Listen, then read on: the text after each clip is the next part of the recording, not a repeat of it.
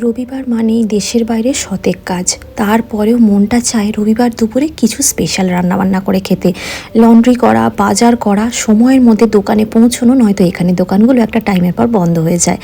Special বলতে আমাদের কাছে চিকেন ছাড়া আর কোনো অপশান নেই, তাই চিকেন দিয়ে আজ একটা নতুনত্ব রেসিপি শেয়ার করছি। 600 গ্রাম চিকেনকে প্রথমে আগে ম্যারিনেশনের জন্য রাখবো কিছু উপকরণ দিয়ে মাখিয়ে।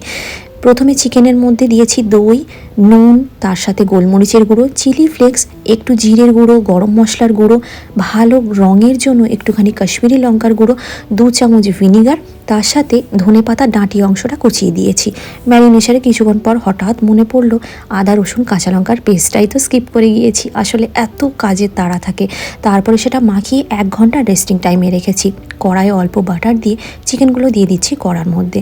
আপনারা যদি চান রেস্টিং টাইমটা একটু লম্বা করতে পারেন, যদি সেই চিকেনটা ফ্রেশ হয়। তেলেও কিন্তু এটা করে নেওয়া যেতে পারে। চিকেনটাকে নিজের হালে ছেড়ে দিন, এটা আস্তে আস্তে সেদ্ধ হবে, মশলাটা সম্পূর্ণভাবে ভাজা হবে, চিকেনটাও সুন্দর সুন্দর ভাজা ভাজা হয়ে যাবে। ততক্ষণে আপনারা অনেক কাজ সেরে নিতে পারবেন। চিকেনটাকে এবার সাইড করে তুলে রাখুন।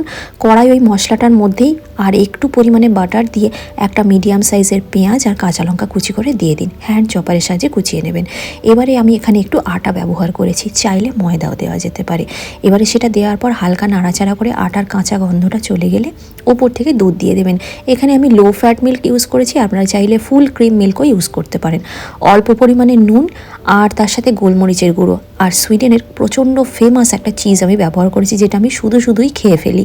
এই চিজটা অত্যন্ত টেস্টি। তারপরে ভালো করে নাড়াচাড়া করে ওপর থেকে ধনেপাতা কুচি ছড়িয়ে দিয়ে ভেজে রাখা চিকেনগুলো দিয়ে অল্পক্ষণ একটু নেড়ে জাস্ট গ্রেভির সঙ্গে চিকেনটাকে মিশিয়ে নিয়েই ব্যাস রান্না কিন্তু তৈরি হয়ে যাবে। এর সাথে আমি পি রাইস সার্ভ করেছি। এটা পি রাইস খুব হালকা করে বানিয়েছিলাম, চিকেনটা যেহেতু একটুখানি হেভি ছিল সেই জন্য। তো চিকেনটা বিশ্বাস করুন অপূর্ব খেতে হয়েছিল। এত কম উপকরণে এত কম সময় চিকেনটা তৈরিও হলো, অনেক কাজও সারা হলো। আসলে আমরা এখন অনেকেই ভীষণভাবে ব্যস্ত, চাই কম উপকরণে কম সময় একটা টেস্টি রান্না হতে। বিশ্বাস করুন এটা অপূর্ব খেতে লাগছিল পি রাইসের সাথে, বা আপনি চাইলে এটাকে জিরা রাইসের সাথেও পেয়ার আপ করতে পারেন। খুব সুন্দর খেতে হয়। কেমন লাগলো আজকের রেসিপিটা অবশ্যই কমেন্ট করে কিন্তু জানাতে ভুলবেন না। সবাই খুব ভালো থাকবেন, ধন্যবাদ।